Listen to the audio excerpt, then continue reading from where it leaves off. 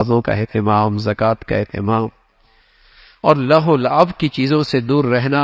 اور پھر اللہ رب العزت نے حضرت لقمان کا تذکرہ فرمایا جنہیں اللہ نے غیر معمولی حکمت نصیب فرمائی، اور اسی حکمت کے بدولت اپنی اولاد کو نصائح اور نصیحتیں اور واعظ فرما رہے، تربیت فرما رہے. اللہ کو وہ نصائح، وہ تربیت کی باتیں اتنی پسند آ گئیں کہ قرآن کے اندر ہمیشہ کے لیے محفوظ کر دی. حضرت لقمان حکیم نے اپنے بچوں کو سب سے پہلے ان کی تربیت فرمائی عقائد کی بنیاد. عقیدہ ٹھیک ہونا چاہیے، عقیدہ ٹھیک ہونا چاہیے، ایمان ٹھیک ہونا چاہیے، اور عقیدے کی بنیاد توحید پر ہے، اللہ کی وحدانیت پر ہے. اس لیے کہ عقیدہ ٹھیک نہیں، نیکیوں کی کوئی قیمت نہیں، اعمال صالحہ کی کوئی قدر و قیمت نہیں. یہ ایسا ہی ہے ایک لگائے بغیر زیرو لگاتے رہیں تو کیا ہوگا؟ زیرو زیرو ہی رہے گا. لیکن ایک لگائیں گے تو پھر 0 10 پھر 100 پھر 1000. عقیدے کی مثال اس ایک کی طرح ہے. اس کے بعد نیکیوں کا آغاز شروع ہوتا ہے، پھر گنتی شروع ہوتی ہے. سب سے پہلے اولاد کا عقیدہ ٹھیک ہو، وہ غیر اللہ کے سامنے سجدہ ریز نہ ہو، حاجت روا مشکل کا کشا معبود برحق ایک اللہ کی ذات. غیروں کے سامنے نظر و نیاز دینا، ان کی قبروں پہ سجدے کرنا اور غیر اللہ سے حاجتیں مانگنا، ہاں یہ مسلمانوں کا شیوا نہیں. ایک اللہ سے حاجت مانگتے ہیں، مشکل کشا وہی، حاجت روا وہی. اپنے بیٹے کی تربیت کی اور سمجھایا کہ بیٹے اللہ ہر جگہ موجود ہے، خلوت میں ہے، تنہائی میں ہے، پہاڑ کی اوٹ میں ہے، سمندر کی تہ میں ہے، اللہ وہاں بھی ہے. اگر یہ اندر آ جائے کہ اللہ موجود ہے، ہر جگہ موجود. چھوٹے سے بچے، معصوم بچے کے سامنے آدمی ناشائستہ حرکت نہیں کرتا، اس لیے کہ یقین ہے کہ بچہ دیکھ رہا ہے. اللہ کے دیکھنے پہ یقین آ جائے تو یہ گھٹیا حرکتیں کیسے کریں گے؟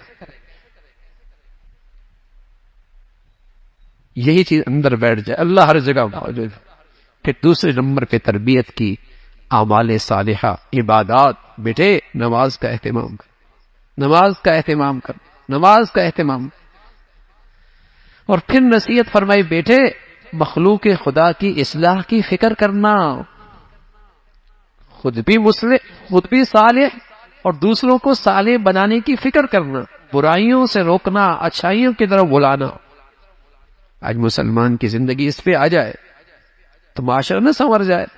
معاشرہ اوپر سے اچھا بن کے نہیں آتا، انسان ہی اسے اچھا بناتا. لیکن آج برائیوں پہ ٹوک ٹوک کوئی نہیں رہی، نہ گھر میں نہ باہر. جو جیسی زندگی گزار رہا ہے کسی کے ماتھے پہ بل ہی نہیں آتا.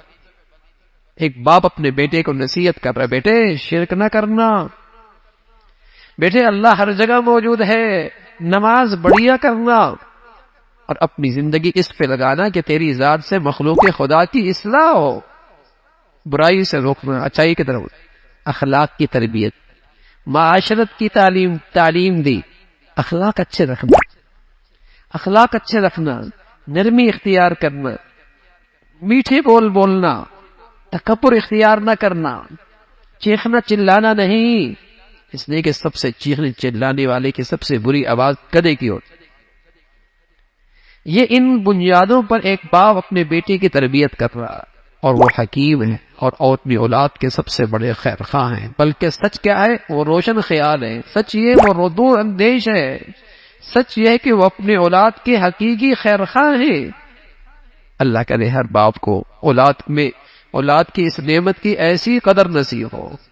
اولاد کی تربیت ختم ہو گئی، توجہ ہی نہیں، بس یہ ذہن بن گیا کہ بس اسے کمانے کی مشین بنا دو، بس اسٹیٹس اچھا ہو جائے، یہ انسان اچھا بن جائے بھائی، جس سے اسے کھربوں سال کی زندگی اچھی ہو جائے گی. پھر اللہ رزق کا بھی انتظام کرنا. آخرت کا تذکرہ فرمایا، اللہ کی بڑائی ہے. فرمایا اللہ کی بڑائی، اللہ کی شان ایسی ہے سارے سمندر سیاہی بن جائیں، ساری مخلوق لکھنے پہ آ جائے، سارے درخت قلم بن جائیں، اللہ کی تعریف ختم کوئی نہیں ہو. ساری مخلوق کو پھر زندہ کرنا اللہ کے لیے کیا مشکل ہے. ساری مخلوق، ایک انسان پیدا کرنا سب برابر ہے. اللہ کے یہاں سب برابر ہے. اس کی قدرت کا تذکرہ